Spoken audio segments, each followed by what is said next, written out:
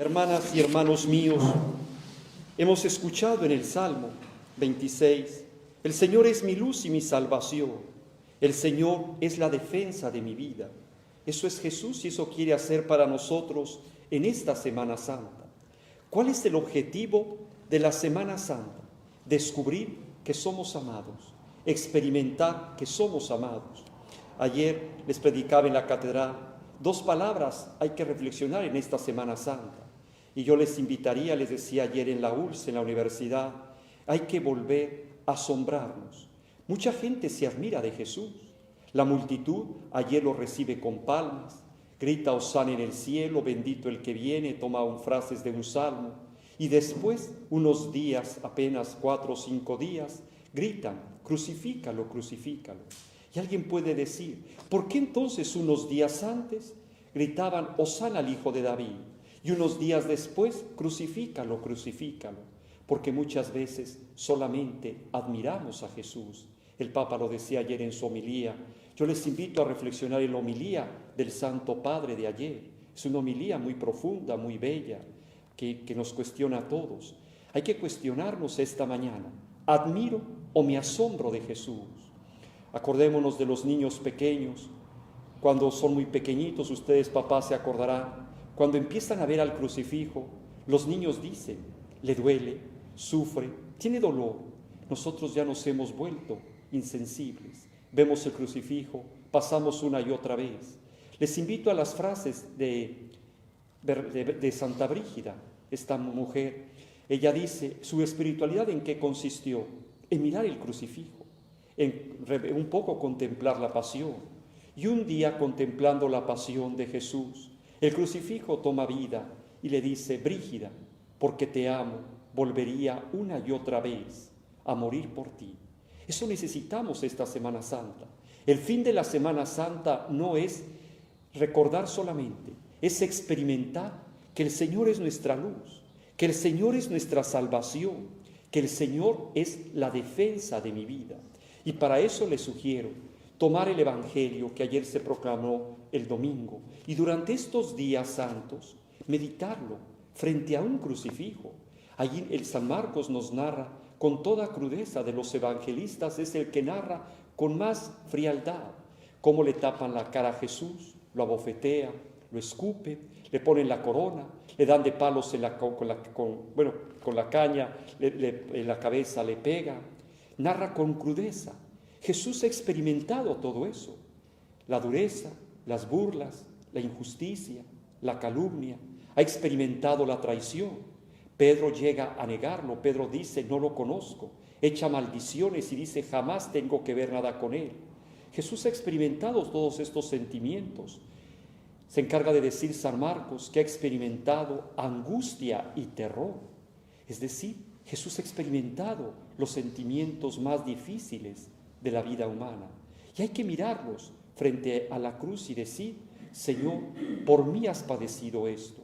Hermanos, no nos admiremos como las multitudes de Jerusalén. Hay que asombrarnos del amor de Dios. La meta de la Semana Santa es llegar al sábado y decir lo que San Pablo escribió, me amó y se entregó por mí. Fui alcanzado por él, experimentar que soy salvado. Hoy de eso se trata la primera lectura. En el mundo de Babilonia y en culturas orientales había una tradición.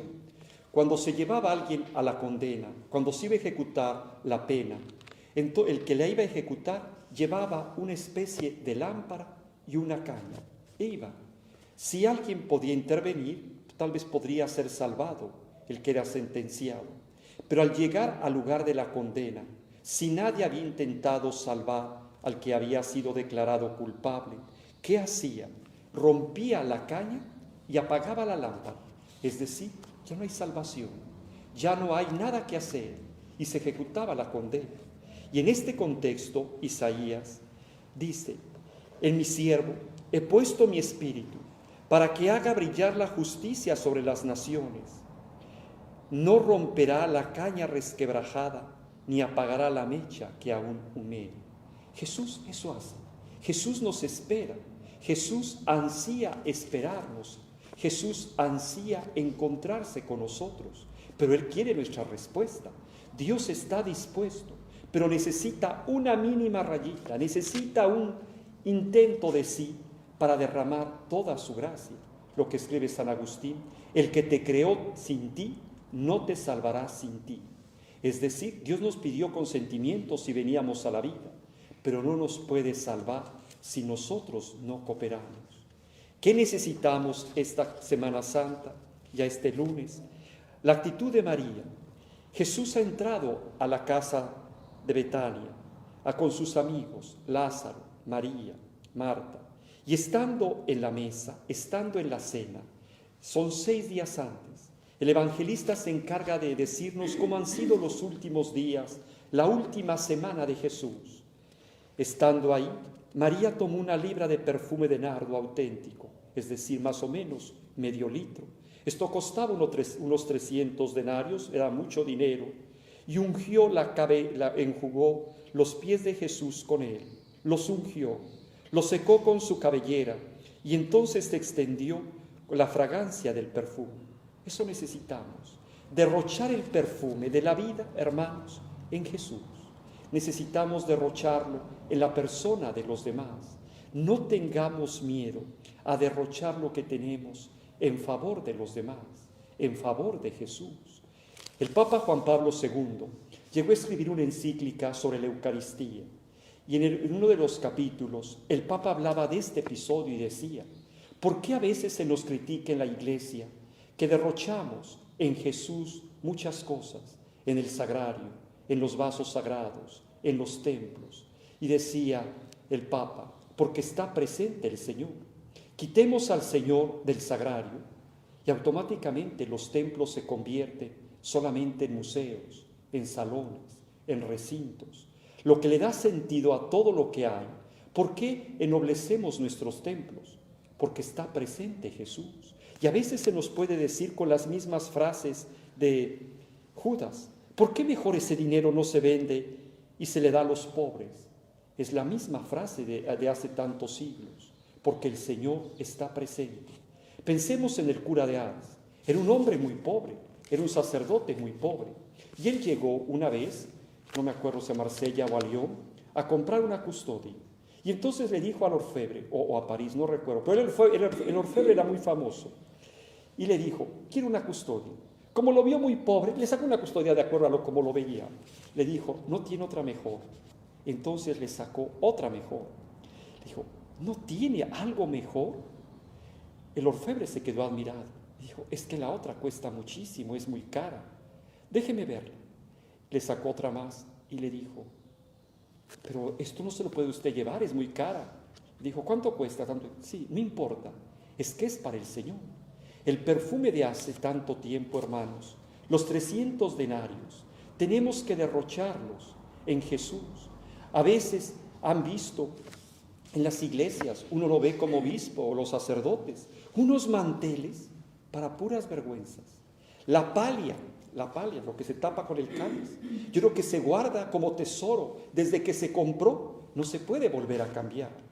Francisco de Asís, el santo de la pobreza, tiene una frase: todo lo que toque el cuerpo y la sangre de Cristo tiene que ser precioso.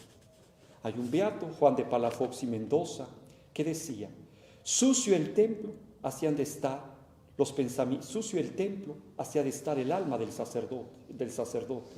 Sucios los manteles, los corporales, así han de estar los pensamientos del sacerdote. Hasta en esos detalles se manifiesta. Sí, hermanos, lo que hoy hizo María, tomó la libra de perfume de nardo, lo derrochó. No tengamos miedo en ocuparlo en nuestras celebraciones, pero también no tengamos miedo en derrocharlo en favor de los demás, porque en el fondo no lo derrochamos.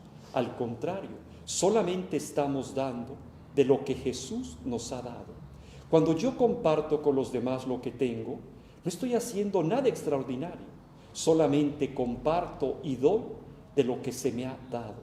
Pidámosle al Señor esta Semana Santa, decirle que Él tiene mucha paciencia, no viene a apagar la llama, la mecha que aún humea, no viene a quebrar la caña resquebrajada, acabarla de terminar, El Señor nos tiene paciencia. ¿Qué necesitamos decirle? Tú eres mi salvación, tú eres mi luz, tú eres la defensa de mi vida. Quiero ver tu bondad en esta misma vida, Señor. Tú has tenido compasión de nuestras faltas, le decíamos en la aclamación. Entonces esta Semana Santa, estos últimos días todavía de la Cuaresma la terminamos el próximo jueves durante la mañana. El viernes empezamos el Trido Pascual. Estamos ya en la Semana Mayor, en la Semana Santa. No tengamos miedo de entrar a la casa con Jesús, de derrochar este perfume, de darlo a los demás, de entregar la vida por los demás, por el esposo, por la esposa. Dentro de unos momentos voy a renovar las promesas matrimoniales. ¿Cuánto tiempo llevan de casados?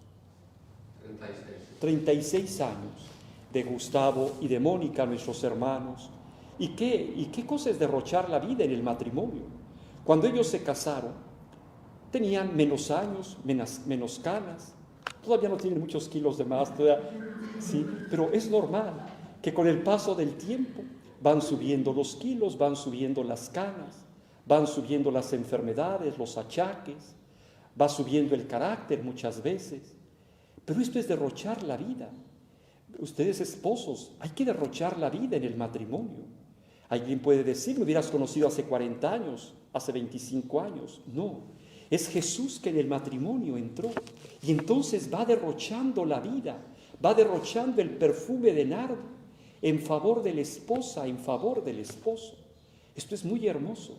El matrimonio llega a lo más hermoso en el momento de la muerte. Jesús todo hace por su iglesia, derrocha el perfume por su iglesia. Por ella nace, crece, por ella va, viene, se cansa, hace milagros, expulsa demonios, predica, sufre. El mismo Jesús sufre la traición, la calumnia, el que sus discípulos se desbalaguen, el que lo traicione. Cuando llega a la cruz, Jesús dice, esposa, ya no puedo darte más, te doy lo que soy y lo que tengo, mi alma, mi cuerpo, mi sangre, mi divinidad. Así es la vida, hermanos, hay que derrochar el perfume. La esposa puede decir, hace tantos años estaba así y ahora estoy así. Claro, he derrochado la vida, Jesús la ha derrochado en mí para mi esposo. El esposo puede decir, antes hacía esto, aquello, esto más, y ahora ya no. Jesús ha derrochado en mí el perfume para mi esposa. Esto es la grandeza del matrimonio. La muerte de un cónyuge, de ella o de él, es decir, ya no puedo dar más. Doy, como dice San Pablo, me amó y se entregó por mí. Ya no puedo dar más. Así es el matrimonio. Los papás, es derrochar el perfume. Es el derroche en buen sentido. De dejarlo, es perfumar el perfume. Y la estancia, dice el Evangelio, es dar la vida por los hijos. No es decir, yo educo a mis hijos y el día de mañana les cobro la factura. Hay gente que dice, vamos a adoptar para que el día de mañana tengamos a alguien que nos vea. Eso es mirar mis conveniencias. La vida consagrada es pasar derrochando el perfume. La vida sacerdotal es eso, derrochar el perfume. Que la casa se llene del perfume, de la fragancia. Así sea.